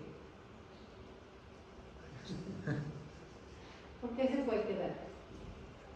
Tal vez por la preeclampsia, porque la angiogénesis de los vasos esto no fue suficiente, entonces la placenta es como le dicen, placenta vieja o ¿cómo le decían? ¿No? Igual sabe. Tal vez falta de contracciones. Puede ser. Otra cosa que puede hacer que la placenta se quede adentro es una patología. Ustedes no sé si han escuchado una cosa que se llama acretismo placentario. El acretismo placentario es que la placenta, que decíamos que tiene las prolongaciones, están agarrados de la residua sobre el miometrio, no haya llegado solamente hasta ahí, sino que se hayan metido al músculo, y hay prolongaciones que a veces se atraviesan el músculo y se meten al peritoneo, y a veces incluso se meten hacia la vejiga. Hay placentas que funcionan como un tumor de verdad y no se meten solo a la residua, sino pasan el miometrio, pasan el peritoneo e invaden otro órgano. Cuando una placenta no sale así de fácil, tienes el riesgo de acretismo placentario, ¿no? Que es una invasión anormal o anómala de la placenta. ¿Dónde puede pasar eso? Y a veces, ¿dónde pasan las cesáreas anteriores? Tuvieron una cesárea anterior y en esta ocasión dicen, ¿vamos a hacer parto o vamos a hacer cesárea? No importa. Si es que la placenta se insertó en la cicatriz anterior, como la cicatriz es súper delgada, se va a meter más allá del músculo. Y ahí generalmente hay que cesárea. El manejar activamente reduce el tiempo de esta etapa, reduce el riesgo de hemorragia postparto y la necesidad de oxitocina que ya sea terapéutica. Dentro de lo que es labor de parto, cuando estamos en la fase activa se usa el monitoreo fetal, que eso ya estuvimos conversando con ustedes. El monitoreo fetal no solamente es una prueba de bienestar fetal antes del parto, sino también durante el parto. Lo usamos mucho para ver si es que el bebé puede tolerar una labor o no. Entonces, para que nosotros tengamos un parto normal, hay 3 condiciones que yo debo tener muy claras para que el bebé salga sin problemas. y el resto de las 3 P's. ¿Qué significará? ¿Lo han escuchado? Y la posición. Esta es una mnemotecnia para que ustedes nunca se olviden. Siempre que ustedes quieran tener un parto normal, hay 3 condiciones que deben estar completamente bien. Posición, jugo y no sé. Sí, la posición, la presentación. ¿De quién depende eso? Del bebé. Del bebé. Entonces, la primera P ¿Y es la del placenta? pasajero. Ah, El pasajero es del bebé. El bebé debe tener un buen tamaño, debe de estar bien posicionado, bien presentado, bien situado, porque si no, no funciona. Entonces, si por ejemplo el pasajero está mal colocado, ya no va a salir. ¿Cuál es la otra P? el puente o no sé. El pasaje. Pasaje. Muy bien. El pasaje va a ser básicamente la pelvis materna. Lo mismo, el bebé puede estar perfectamente ubicado, pero si la pelvis materna es muy chiquita, los diámetros no van, no va a haber parto. ¿O qué pasa si en la pelvis materna, en los tejidos blandos, la señora tiene un tumor vaginal? Tiene un tumor en el cervix, no vas a tener parto, por más que el bebé esté perfecto arriba, ¿no es cierto? Entonces, en la parte del pasaje, todo el camino por donde va a recorrer el bebé tiene que estar perfecto. Lo que es la parte ósea, parte blanda de la mamá, tiene que estar bien. Tengo tumores, no tengo una pelvis androide, no va a salir por ahí un bebé jamás. ¿Y qué será la tercera P? Presión. Presión, ¿de quién? De todo, del pujo, del líquido amniótico, del útero. El poder. El poder básicamente es la actividad uterina.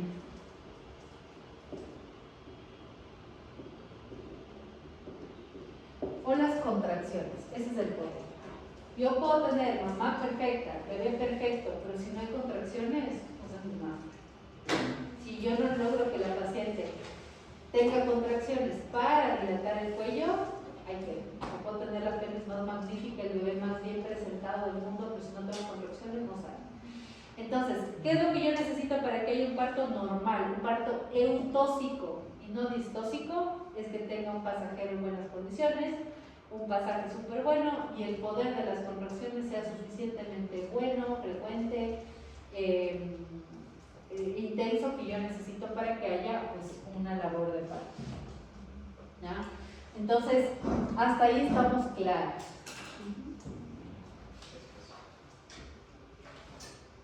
Otra cosa que me voy a regresar por acá. Dentro del poder, o de la P esta que estamos conversando, que depende de las contracciones uterinas, hay algo importante que a mí me gusta recalcar, y esto puede ser que en algún momento de sus vidas, o que ustedes lo vean, no lo van a constatar probablemente, pero van a decir, puede ser esto. Hay una cosita que se llama la triple gradiente descendente. ¿Qué es la triple gradiente descendente? Alguien búsquenme en internet.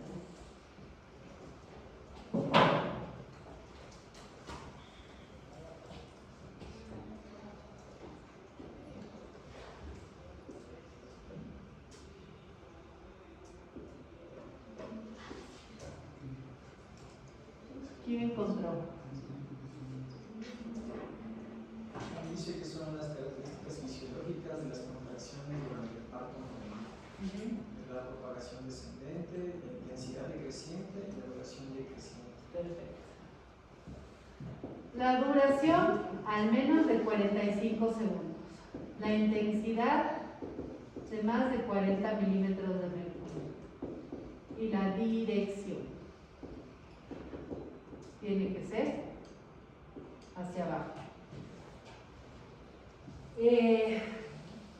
Según dicen los patólogos y demás, en el útero, en la parte del fondo del útero, sobre todo cercano a los cuernos, donde les dice esos circulitos, nosotros tenemos unos marcapasos uterinos. Le dicen marcapasos porque aparentemente desde ahí se generan las contracciones del útero, ¿ya? Entonces dicen que aquí es como que la zona en donde como que empieza la fuerza y se ejerce hacia abajo para generar una contracción. Aparentemente ahí las fibras lo hacen en mayor cantidad y con mayor intensidad.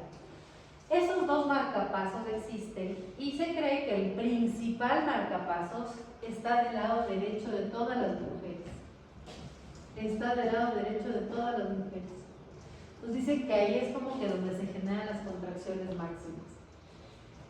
Las contracciones siempre se van a generar en el fondo y van a ser descendentes porque la idea es que la contracción actúe como exprimiendo al bebé para poderlo sacar. No me serviría que una contracción empiece en el cuello y suba, porque básicamente el bebé no va a salir nunca. La contracción tiene que generarse en el fondo y hacer esto de manera gradual para que el bebé vaya saliendo, vaya descendiendo y así, como les digo, básicamente exprimiéndole al bebé, ¿ya? Entonces, por eso es que la dirección tiene que ser descendente, la duración y la intensidad. Perfecto. ¿Por qué les enseño esto? Porque cuando ustedes hagan un monitoreo fetal que yo les comentaba, cuando ustedes pongan esas banditas, ¿se acuerdan que la bandita que poníamos en el fondo del útero, el tocómetro, que era para ver las contracciones? Ahora entienden por qué no va en cualquier lado, siempre se pone en el fondo. Y generalmente lo ponemos en el fondo y un poco hacia la derecha. En teoría, buscando el marcapasos uterino derecho. Entonces, cuando ustedes vayan al hospital y les digan, ya, pon un monitor, capaz, siempre hay un médico cargoso que dice, a ver, ¿por qué pones en el lado derecho? Porque se supone que hizo un marcapasos uterino y ahí está el marcapasos más importante que genera las contracciones. Punto. ¿Ya? Esta de aquí o este direccionamiento para hacer un monitoreo fetal, pues ya tiene sentido. ¿Por qué le ponen al fondo? ¿Por qué no le ponen en cualquier lado si el útero igual se contrae? Se supone que ahí tienes menos probabilidad de perderte una contracción. ¿Ya? Ok. En algún momento ustedes van a ver pacientes, y eso es muy raro ver, pero puede pasar. Van a ver pacientes que tienen contracciones excelentes, que es contracciones, 5 contracciones en 10 minutos, de 100 milímetros de mercurio, que duran 1 minuto cada contracción, o sea, son, pero así las de libro. No dilatan. Tienes el cuello ya suavito, pero no dilata, o sea, el cuello parece que ya está maduro, pero no logras dilatación, o sea, no. El bebé está perfecto, ya está encajado, pero no desciende, no dilata, no pasa nada. Vas 20 horas esperando que pase una fase activa y no pasa, te queda en 1 centímetro o quizá no dilata absolutamente nada. ¿Qué creen que puede hacer ahí? O sea, ¿qué medida tomar? ¿Por qué no? ¿Qué creen que pueda haber generado esa disfunción o esa distorsión? Las fibras de colágeno no se entrelazan. Esto. Les estoy diciendo que debe haber una dirección, una duración, una intensidad. Aunque ustedes no lo crean, cuando eso pasa, igual hay como reportes de casos, ¿no? Porque obviamente esto solo lo puedes ver sacando del útero y estudiando. En donde a veces las pacientes no tienen los marcapasos arriba, los tienen en el cuerpo o en el cuello. Entonces, tú detectas una buena contracción. Si vas a detectar la contracción con el monitoreo fetal, pero la dirección está equivocada, capaz desde abajo hacia arriba, entonces el bebé no se está exprimiendo, no va a salir nunca y no va a salir nunca. Esa es una manera de explicarnos por qué algunas pacientes tienen todas las condiciones favorables del mundo y no dilatan. O sea, no, te pusiste de todo y no, no hay manera. Por eso les hablo de todos los marcapasos, porque sí hay algunos casos por ahí donde dicen que puede ser porque el marcapaso no está en su lugar. Pero el bebé no te la señala que va a salir, pero las malas contracciones. Claro. Nunca va a salir. No, porque tiene las contracciones perfectas, o sea, ya genera sus 5 contracciones en 10, todo genera, pero el marcapaso no está mal, ¿no? Es de emergencia. No, emergencia, pero cuando no dilata más de 20 horas, dices, ¿por qué algo pasa aquí? ¿No? O sea, llevas 20 horas esperando que la señora pase a una fase latente y de la fase latente la activa y no pasa, y el cuello no dilata, entonces es algo anda mal. Y generalmente puede ser eso.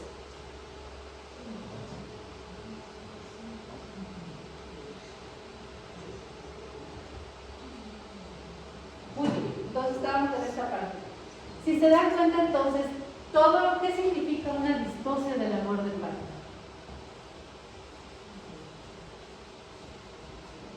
¿Qué significa el término distosia?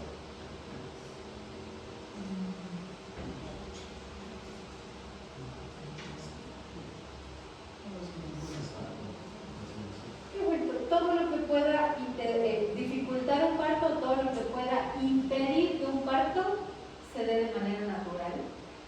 ella un parto cefalovaginal de manera natural. Exactamente, todo lo que puede impedir. ¿Por qué decimos que es todo lo que puede impedir una labor de parto? Porque ustedes ven que hay algunos factores. Ah, ya sé, pero Ahí aplica lo de poder, pelvis y la parte fetal. Lo que es pasaje, lo que es la parte de la madre o lo que es la parte del poder es importante, porque si no existe alguno de estos en buenas condiciones no se va a dar el parto.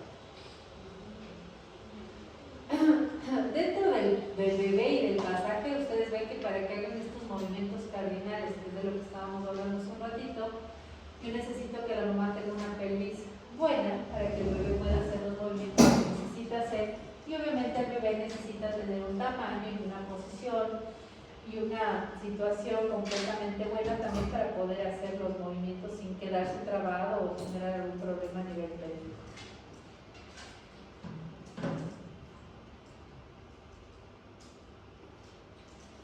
Hay distocias, la distocia que hablábamos por culpa del útero, básicamente son distocias dinámicas. Ya todo lo que tiene que ver con el poder, con el útero, con las contracciones y demás, se llaman distocias dinámicas. ¿Por qué? Porque hablan de las contracciones y de cómo funciona o cómo se están dando. Existe una distocia que es, por ejemplo, la hipodinamia, que es cuando no tienes contracciones. Que la paciente, por más que ustedes hagan, le pongan medicación o de todo, solo llegan a que la paciente tenga 1 en 10, pero no tiene más. No llegamos nunca a las 3 en 5. Si no logramos a que la paciente llegue de 3 a 5 en 10, nunca va a dar. Entonces nos quedamos ahí. La hiperdinamia, en cambio, es tener demasiadas contracciones. La taquisistolia de la que hablábamos en algún monitoreo, si tengo 7, 8, 9 contracciones de 10 minutos, ¿esa por qué se considera una distocia? Porque eso puede desprender la placenta. Y al yo ver eso, probablemente suspendo la labor de parto. Y la disdinamia es tener contracciones que no tengan relación entre sí, ni en intensidad, ni en frecuencia, que tenga los primeros 10 minutos 1, los segundos 10 minutos 5 en 10, los otros 10 minutos otra vez 1. O sea, no hay una frecuencia que me mantenga una contracción constante que permita que el útero se dilate. Dentro de las distocias dinámicas está también este problema, ¿cómo se llama?, de que no dilate a pesar de tener las contracciones adecuadas, que es medio complicado esto del que les decía del marcapasos. Lastimosamente no es demostrable, pero cuando ustedes tienen todas las posiciones perfectas y no dilata, es la única respuesta que tenemos al final, que la paciente no genera las contracciones de arriba hacia abajo. Las distocias que en cambio que son mecánicas, son todo lo que es del canal de parto, que hemos dicho que es el pasaje, y todo lo que es, que dice objeto del parto, que suena feo, pero es el bebé, ¿ya? Es el pasajero. Entonces, dentro de las distocias mecánicas, de lo que es parte materna, de lo que es el pasaje, tenemos distocias del canal óseo del parto, que tenga algún problema con la forma de la pelvis. Tenemos un problema con el canal blando del parto. Y distocias, las distocias del objeto del parto, que pues bueno, básicamente son el bebé. Aquí yo no tengo mucho eso, pero en el artículo que yo les mandé, hay otra causa de distocias que entra dentro de... entra a ser parte del objeto del parto, o sea, parte del bebé, que es la placenta. Creo que ustedes en ese artículo tenían una que es de membranas ovulares. Así se llama, distocias de membranas ovulares. ¿Qué cosa me puede generar la placenta o qué problema me puede dar la placenta que me genere una distocia de parto? Perfecto, que sea una placenta previa. Que ocluya, que sea una placenta previa oclusiva. Perfecto, esa es una distocia que puede generar la placenta. Ahí te toca hacer de ley cesárea, no puede ser parto. ¿Qué más? La misma placenta, ¿qué otro problema me puede generar? La placenta. El desprendimiento placentario se considera parte de una distocia de parto, sobre todo si el desprendimiento te obliga a hacer cesárea por un riesgo de pérdida de bienestar fetal. ¿Qué más? ¿Qué otra cosa la placenta puede hacer que yo diga, rayos, no puedo hacer un parto?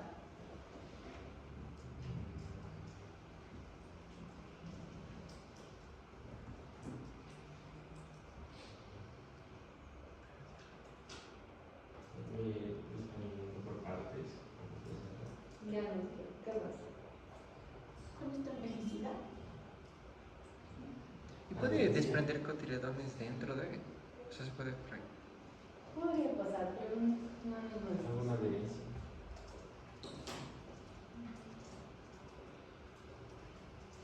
Tal vez hipoperfusión presentaria. Hipoperfusión presentaria en un momento. Todas las patologías que les obliguen a terminar un embarazo por vía alta se van a considerar parte de distosis. Por ejemplo, si les dicen una eclampsia, con la madre convulsionando y demás, te puedes ponerlo. De hecho, en algunos artículos lo reconocen como una causa de distosia, porque claro, es algo que te está impidiendo que des a luz normal. Pero realmente ahorita estamos hablando de las más como que, o sea, de qué es lo que te puede generar una interrupción del parto normal. Infecciones. En la placenta hay otro problema, ¿no? Es el cordón corto. ¿Qué pasa si el bebé tiene un cordón umbilical muy cortito? Claro, o sea, el bebé está agarrado de la placenta y no puede bajar. Si baja más, se desprende la placenta. Cuando el cordón es corto, no puedes hacer un parto normal. O puede ser que lo descubras en el parto. Digas que bueno, ya está dilatado todo, el bebé está ahí todo, que quiere bajar y no puede bajar. Nace con un cordoncito este güey. Las circulares de cordón múltiples, no una, pero las múltiples sí pueden generar distosidades porque no baja tanto el bebé, no baja de manera correcta. Ok. Todas estas son causas de distosis de objeto de parto o en general de distosis. Pero esas son como del objeto del parto del bebé, del pasajero, porque la placenta ya quedamos que no es materna, la placenta es básicamente aceptar porque sale con el bebé. Entonces esas distocias de membranas ovulares pasan a ser parte del objeto del parto. Ok, entonces, lo primero que hay que ver después de que las contracciones tengan un comportamiento normal es ver la pelvis. La primera causa de distocias es la parte ósea del canal de parto. La parte ósea es ver, obviamente, que la paciente tenga una pelvis adecuada, ¿no es cierto? ¿Qué tipos de pelvis tenemos? La pelvis ginecoidea, la pelvis antropoidea, la pelvis androide y la pelvis placoteloide. En ginecología, lo que más nos importa, ya vamos a ver con ustedes en perimetría, lo que más me importa es que el diámetro antero-posterior sea bueno, que sea amplio, es lo que más me importa. ¿Por qué? Porque en este diámetro es el que más me podría impedir que la cabeza de un bebé baje, gracias a que aquí atrás está el promontorio. ¿Por qué se llama promontorio? Porque es una prominencia gigante que si es que es demasiado prominente no me va a dejar que la cabeza fetal baje. Entonces, mientras mi diámetro antero-posterior sea bueno, cualquier bebé sale. Una, por ejemplo, pelvis antropoide, ¿permitirá parto? Sí. Sí, porque tienen un diámetro antero-posterior perfecto. No es muy común tener una pelvis antropoide en una mujer, pero puede pasar, pero es una pelvis que sí admite partos. A veces simplemente se demoran un poco más, pero son bebés que salen tranquilamente. Obviamente en una pelvis androidea no vas a tener un bebé que salga, porque la pelvis androidea generalmente son de los hombres, tienen esa forma como de corazoncito, porque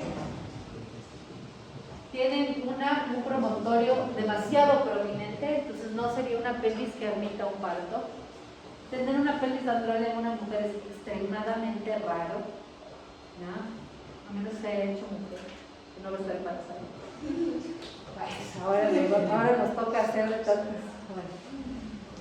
Hablando biológicamente, una mujer XX no podría tener, o sea, bueno, podría, pero es muy raro tener una pelvis androidea, ¿ya? Porque genéticamente tienen una pelvis ginecoidea, alguna vez antropoidea, pero generalmente son ginecoideas.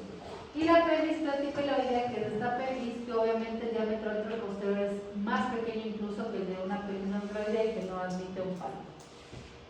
Las únicas pelvis que pueden admitir partos normales podrían ser esta y esta, que sería la ginecoidea y la pelvis antropoidea. ¿Cómo voy a saber yo qué tipo de pelvis tiene la paciente? Pues ya les voy a enseñar en la parte práctica a medir. Nosotros tenemos una manera de medir externamente que a mí me parece un poco compleja en personas muy gorditas. Y la otra es simplemente hacer el tacto vaginal, que es esto que nosotros le decimos pelvimetría interna. Porque existe la pelvimetría externa, que es tocando, midiendo, y por fuera, pero esa les digo que es muy compleja, que esa ya les voy a indicar cómo se hace, pero lo que más hacemos es el tacto vaginal. El tacto vaginal que hacemos para valoración intraparto es la pelvimetría interna, que nos va a permitir saber si es que una pelvis es adecuada o no para un parto.